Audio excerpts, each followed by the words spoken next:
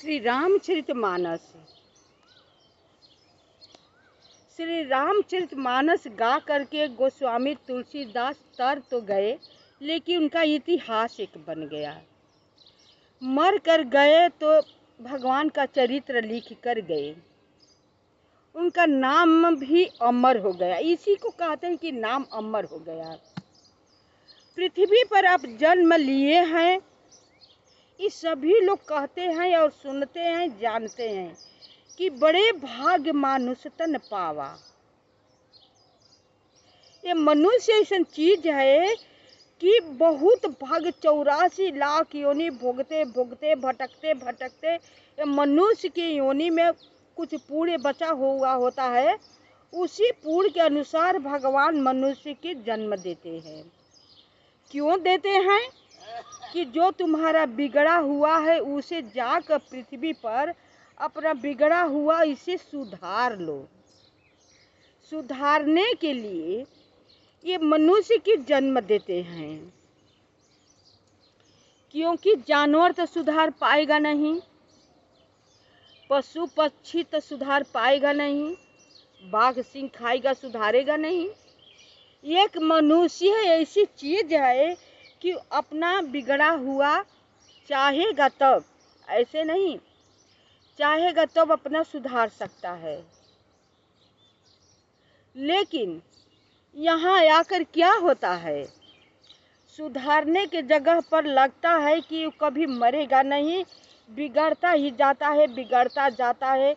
उसके पास थोड़ा धन वैभव हो जाए, बल भी हो जाए तो किसी को समझेगा नहीं, दिन दुखियों के सताने में तप्तर हो जाएगा। किसी को कष्ट भरी बात सुनने के लिए तैयार ही नहीं होगा। उसके पास न तो फुर्सत होगी न दया होगी। तो क्या होगा, बिगड़ता जाएगा, बनने की जगह पर बिगड़ेगा, फिर वही 84 लाख योनि भटकते रहो।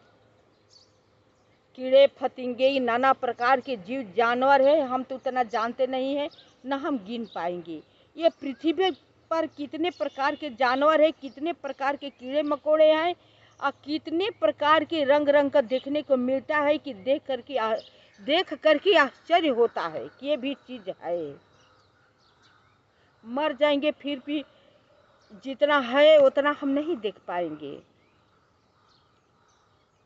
उसी में जन्म लेकर फिर घूमना पड़ेगा।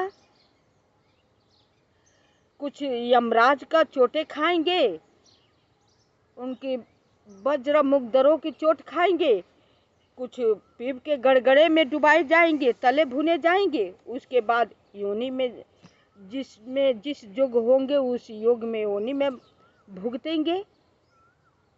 कुत्ता बिल्ली जो भी हो चीज जानवर को योनि में आएंगे। कुत्तों में भी आप देखे होंगे जो अच्छे कर्म किए हैं, मान लीजिए संयोग बस किसी प्रकार पाप हो गया तो कुत्ता की योनि में हो गया है, लेकिन बड़े घर में उसका लालन पालन हो रहा है, कार में घूम रहा है। कोई कुत्ता होता है कि गली गली घूमता रहता है, सबका डंडे खाता रहता है, उसका क्षुधा कभी पेट भरता ही नहीं, हमेशा भूख के लिए इधर उधर ताक में रहता है, कब मौका मिल जाए कुछ हमें एक रोटी हम ले ले। कोई देख लेता है तो डंडे से मारता है, टांग टूट जाती है, काई काई करके चिल्लाकर भागता है। कहाँ सोता है, कहाँ रहता है, उसकी स्थिति गति अब सब अगर ध्यान से देखेंगे सोचेंगे तो कहेंगे कि हे भगवान हम अच्छा कर्म करें कि ताकि ऐसी हम कुत्ते के योनि में ना हम जाने पाए। हमें तो भाई देख कर कष्ट होता है। तो ये अपना कर्म है, जैसा हम कर्म करते हैं उसी अनुसार हमें दंड मिलता है। मनुष्य भी है, देखिए होंगे कोई जहाज में उड़ता है तो किसी के पास साइकिल नहीं है, और जिसके पास साइकिल है किसी के पास मनुष्य तो है उसके पास पैर ही नहीं है। एक जगह बैठा हुए। जन्म तो लिया है मनुष्य के, लेकिन मनुष्य के जन्म लेना उसके मृतक से बदतर है, लेना भी बेकार है। क्योंकि दूसरे के सहारा उसे रोटी लेना है, दूसरे के सहारा लैट्रिन बाथरूम करना है, वो जिंदगी है? अपना कर्म भोगना है। क्या उसका मन नहीं होता होगा कि हम भी सबके तरह अपना पैर से जाएं, चले फिरे? वो अपना पैर के लिए तरसता होगा कि मेरा पैर अच्छा हो जाता तो अपना क्रियाक्रम के कम से कम तो होते नहीं। तो वो भी एक मनुष्य है। ये धरती पर मनुष्य भी कितने प्रकार के हैं, अगर आप सब सोचेंगे, ध्यान से देखेंगे तो आपको सबका ज्ञान हो जाएगा कि एक यह भी योनि है कि कोई कितना सुख कर रहा है, किसी को खाने को नहीं मिल रहा है, कोई महल में, किसी को महल में रहने वाला नहीं है, तो किसी को झोपड़पट्टी मुहाल है, उसके बाल बच्चे इधर उधर रोड पर सो रहे हैं, भटकते फिर रहे हैं। ये भी तो अपना कर्म ही तो है। कैसे कर्म का दंड मिलेगा? अब ये सब देख कर किसी को ज्ञान न हो तब उसके लिए क्या किया जाए? उसके बाद कथा, रामायण, पुराण सब हुआ है, मन लगेगा नहीं। अरे अब सबसे हम क्या बताएं? हम प्रयागराज जाते हैं स्नान करने के लिए, वहाँ पर तो लगता है, हमें नहीं लगता है कि भोर में स्नान होता है, कब लगता है कि सारी रात लोग पब्लिक स्नान करती हैं। लेकिन भिखमंगे इतना होते हैं वहाँ पर, इतना होते हैं ना कि आप कितना भी दोगे आपका कम पड़ जाएगा धन। लेकिन बहुत श्रद्धालु लोग हैं कि भंडारा प्रतिदिन चलाते हैं और देखते हैं लाइन में सब लोग भिक्षुक खड़े होते हैं खाने के लिए। एक वो भी मनुष्य है, धर्म कर रहा है कि प्रयागराज में सबको खिलाने के लिए भंडारा चला रहा है। एक वो लोग मनुष्य है कि खाने के लिए लाइन में खड़े हुए हैं। एक कर्म दो रंग का है कि नहीं? मनुष्य दोनों है, लेकिन दोनों का कर्म अलग अलग है। वो अच्छा कर्म किया है तो भंडारा करा रहे हैं, और जो बुरा कर्म किया है भिक्षा मांग रहे हैं, खाने के लिए लाइन में खड़ा है। एक कर्म ही तो है। कर्म सबका ही दुख सुख कर्म देता है। भगवान कह रहे हैं कृष्ण जी से कि हे माधव, मैं न किसी को पुण्य खाता हूँ न किसी को पाप, सब अपने कर्मों का लेखा जोखा सब लोग भुगतान करते हैं। बात सही है। हमें वहाँ का दृश्य देख करके बहुत सब लोग तो कुछ कहते हैं, हम तो बस मुझे कुछ कहना नहीं पड़ता है, केवल यही कहते हैं हे भगवान, हे भगवान, अपना कैसे बीतेगा। बस इतना ही हम देख करके बहुत, हमें समझ में नहीं आता है कि उस सीन देख करके मेरा कैसा मन होता है।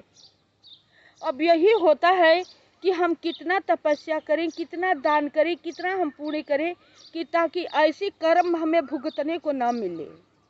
हकीकत में कहती हूँ, उस सीन देखती हूँ ना, तो यही होता है कि हम कितना दान पुण्य करें, कितना क्या करें कि ऐसा हे भगवान हमें कर्म ना मिले, कि ऐसा हम भोगने को हमें मुझे मिले।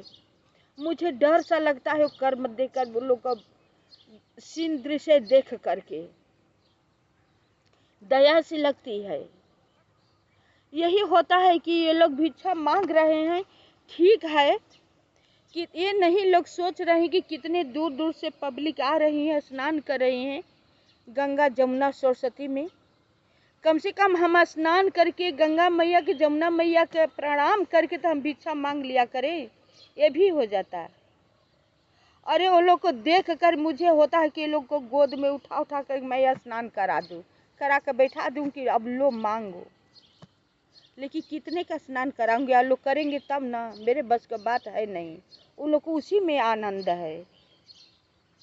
हमें दया आती है, उन लोग का दया नहीं है। उन लोग को ये बस मांगने की पड़ी है। तो कर्म के अनुसार बुद्धि भी है, वैसी बुद्धि है, अच्छी के संगति होगी तब ना सब सारे लोग पंडाल में जा जा कर सत्संग होता है, सारे पब्लिक सत्संग सुनते हुए लोग भिक्षा मांगने में तब तक रहते हैं। सुनेंगे रहेंगे तब तो लोग का ज्ञान होगा। तो संगति भी बहुत भाग्य से, भगवान की असीम कृपा होती है तब अच्छे लोगों की संगत मिलती है। कोई आसान बात नहीं है अच्छे की संगति मिलना। इसीलिए हम कहेंगे कि बहुत कुछ मत कीजिए, बहुत कुछ मत कीजिए, लेकिन कम से कम रामचरितमानस तो आप सब सुना कीजिए। आप सबको बहुत नहीं बिगड़ेगा, बहुत नहीं बनेगा, बहुत नहीं बनेगा, फिर भी कुछ बनेगा। ये मान कर चलिए, कुछ नहीं बनेगा फिर भी कुछ बनेगा। अब सब सुना करिए, संतों का संगति में रहिए, अच्छे लोगों की संगति में रहिए। अच्छे लोगों की संगति में रहने से आपको ज्ञान होगा, आपकी बुद्धि निर्मल हो जाएगी। अच्छे लोगों की संगति का बहुत बड़ा असर पड़ता है। इस शास्त्र पुराण रामायण में कहा जाता है कि जब किसी से संगति करो, किसी के यहाँ बैठो तो अपने से बड़े आदमी के पास बैठो, अपने से बुद्धिमान आदमी के पास बैठो, ताकि तुम्हारी बुद्धि जो गंदगी है वो निकल जाए और अच्छी बुद्धि प्रवेश कर जाए।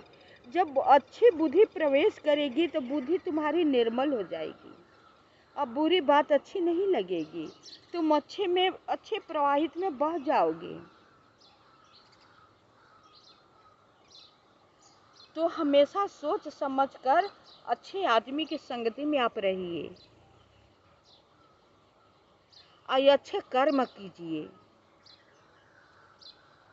और रही बात सुख दुख को, तो सुख दुख से पीछा किसी को छूटा है न छूटेगा। जब मनुष्य के जन्म लिए हैं तो रोना हंसना तो अनिवार्य है। कब हम रोएंगे कब हंसेंगे हमारे आपकी बस की बात नहीं है। सेकेंड खूब हंस रहे हैं, खूब खुश है, बहुत अच्छी बात है। कब सेकेंडों भर में हमें रोने का समय आ जाएगा, ये हमारे आपकी बस की बात नहीं है। अजीब लीला है विधाता की, अजीब लीला है। इसलिए हम सबको यही शिक्षा देते हैं कि आप सब राम का नाम हमेशा जपा करिए, काम करते रहिए, राम का नाम जपा कीजिए, राम ही में सब कुछ है। जो चाहेंगे वही करेंगे, वही रुलाते हैं वही हंसाते हैं।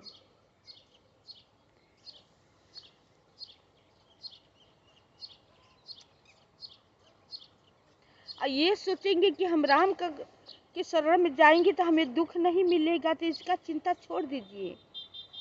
जो विधाता को लिखा हुआ है, जो हम कर्म में लिखा कर आए हैं, तो उसी से हम अच्छा कर्म करें या न करें, वो तो मिलना ही मिलना है,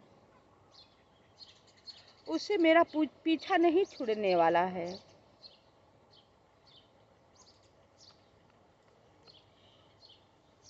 यही बात प्रभु श्री राम जी कह रहे हैं।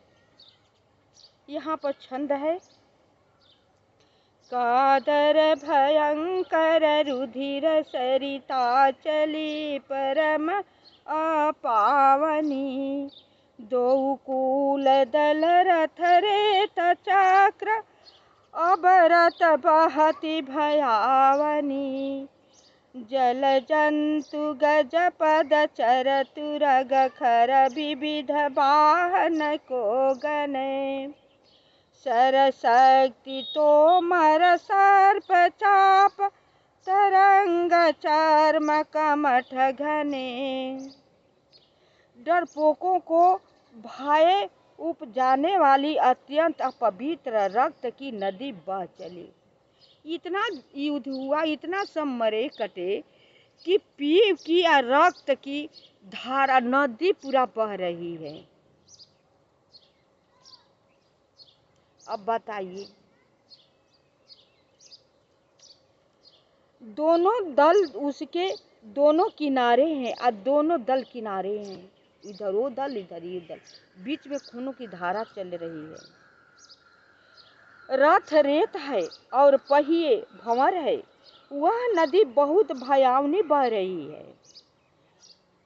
थोड़ा सा खून देख लेने के बाद आदमी डर जाता है, ऐसा खून देखकर तो आदमी बेहोश न हो जाएगा। जल जंतु, हाथी, पैदल, घोड़े, गधे तथा अनेकों सवारियां ही, जिनकी गिनती कौन करे। नदी के जल जंतु है, बाण शक्ति और तोमर सर्प है, धनुष तरंगे है और ढाल बहुत से कछुए है। वीर परहिं जनु तीर तरु, मज्जा बहु बह फेन, काधर देखी डरहिं तहाँ, सुभटन के मन चैन। मंगल भवन अमांगल हारी, द्रवहु सुदशरथ अजिर बिहारी। हम कथा को यहीं पर विराम करते हैं। आप सबको प्रणाम करते हैं कि कथा पूरा आप सब सुना कीजिए। आप सब कथा नहीं सुनते हैं, सुनिए, मैं कहती हूँ, आप ही सबका भला होगा। राम का कथा कभी बेकार नहीं होता है और सुनने से बुद्धि निर्मल होती है। तो आप सब सुना कीजिए। शेष भाग